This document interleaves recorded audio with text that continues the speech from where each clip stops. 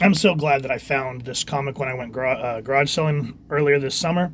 Found a bunch of Conans, found a bunch of like Marvel Tells and stuff like that. So I'll eventually go over all of them. I wanted to go over this particular issue, Conan the Barbarian 242 from March of 1991. Yeah, 91. Because of the cover. Beautiful, don't get me wrong. But I looked it up, and apparently a lot of people are seeking out this particular issue just because it's an early Jim Lee. And I have to agree, this is a gorgeous cover. You get this thing pressed and cleaned, and you get it slabbed or put in the top loaders like I do here. It's going to look gorgeous. This one is probably going to go up on my wall with all the comics that you just saw. Anyway, that aside, the book itself, awesome. This is part 2 of 3. I need to go through, because like I said, I got a bunch of Conan, so I need to go back and see if we have parts 1 and 2 to go over, because this was actually a really fun read. Before we dive into any of this, let's talk about who made this. This is Roy Thomas writer. Oh, yeah. Gary Hartle pencils, Mike DeCarlo doing inks, Mike Heisler letters, Neil Yomtov doing the colors, Mike Rockwitz doing the editing, and Tom DeFalco editor-in-chief. So overall, a lot of big names on this book. Now, Castle Zucala. I love, again, and I've said this in just about every review, where your first comic that you ever pick up should be, you should not feel lost. You should feel just enough to know what's going on and then say, damn, I want to go back and read the back issues and move forward. So with that said, Roy Thomas, just in his classic way, with gray motion like the wings of an owl, dusk flutters down onto the soft breasts of the Cimmerian countryside.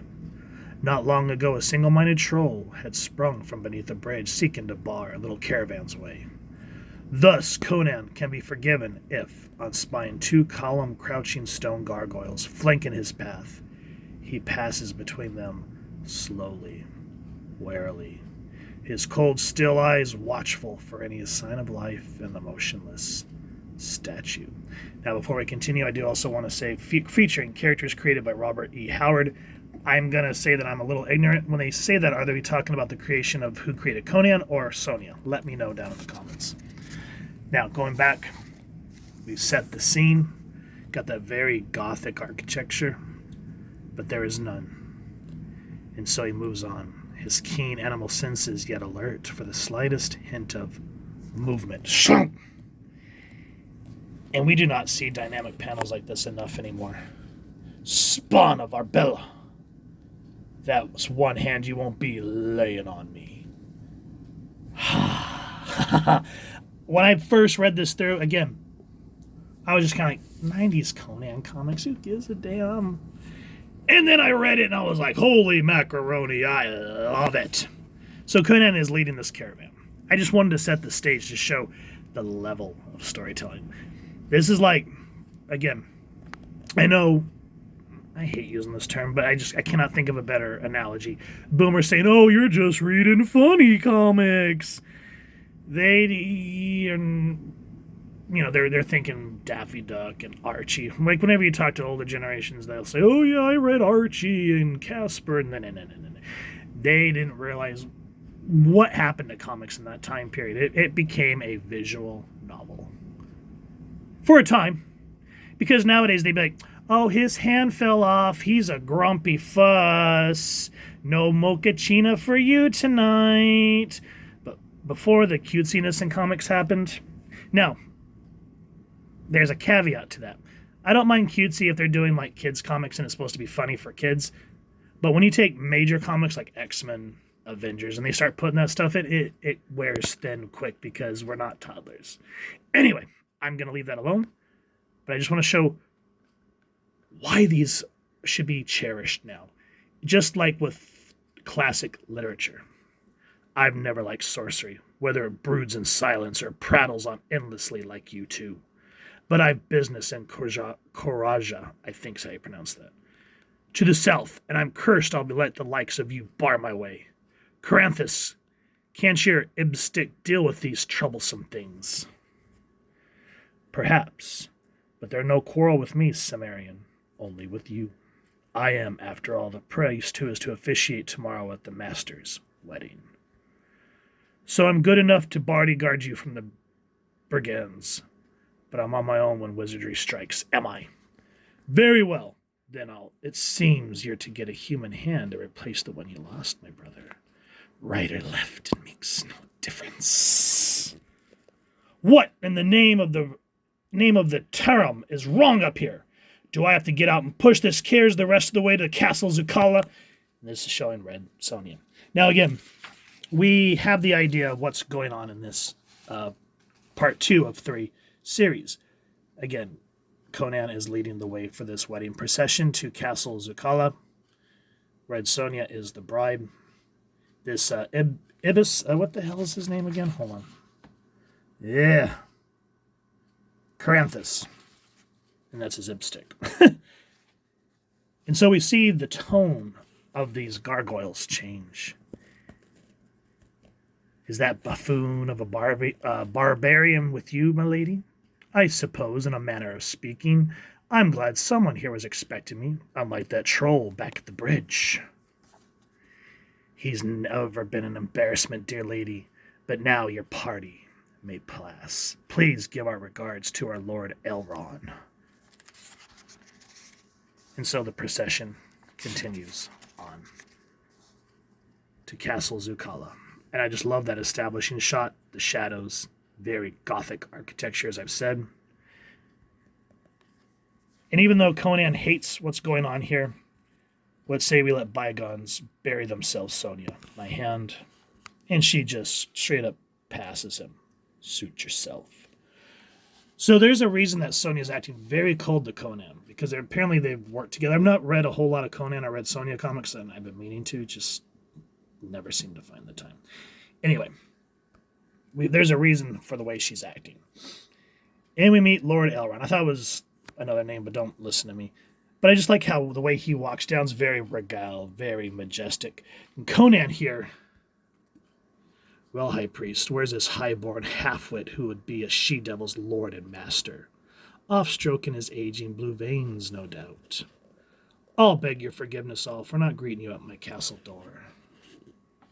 But there is so much to attend to and ready in a long, neglected castle to host a most special wedding. I am Lord Elrond.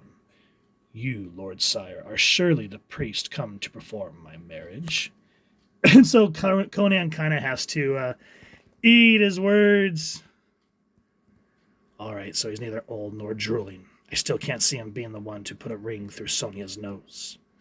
Perhaps it's the other way around, Conan. I just love it. He reminds me of how Logan, Wolverine, would act. And it just very much gives off that vibe. And you can kind of see how the two are grating against each other. Why do you truly not know? Years ago, you killed the wizard Zucala, my father. What? You're that evil wizard spawn, by Crom.